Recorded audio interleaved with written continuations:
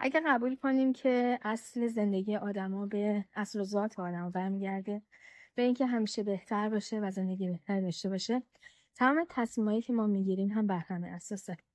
یعنی که بر اساس هر موقعیتی که داریم، اون شرایطی که داریم، سعی می‌کنیم که بهترین تصمیم رو بگیریم.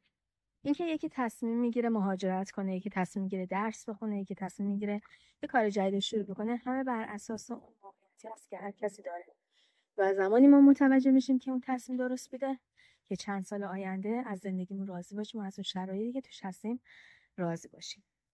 بر اساس شرایط اقتصادی و جامعه و شرایط جامعه که اینقدر سریع داره تکنولوژی رشد میکنه، من تصمیم گرفتم که در کنار شغل اصلیم یه شغلی رو شروع بکنم که کار با اینترنت هست. یعنی شغلی هست که از طریق اینترنت میتونید درآمدزایی داشته باشیم. در واقع این تصمیم رو من به خاطر این گرفتم که بتونم هم یک امنیت شغلی داشته باشم که ترسی از دست دادن شغل اصلی نداشته باشم و همین که بتونه یک ساپورت برای من باشه برای آینده مالی خودم و بچه‌مون، که بتونم روی بازنشستگیش حساب بکنم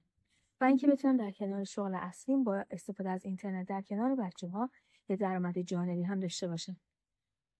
اگه شما هم موقعیتتون مثل من هست که میخواین بیشتر وقت با خانواده‌تون داشته باشین و در کنار خانواده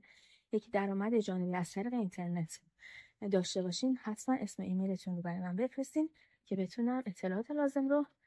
در مورد این درآمد جانبی از طریق سوشال مدیا براتون بفرستم.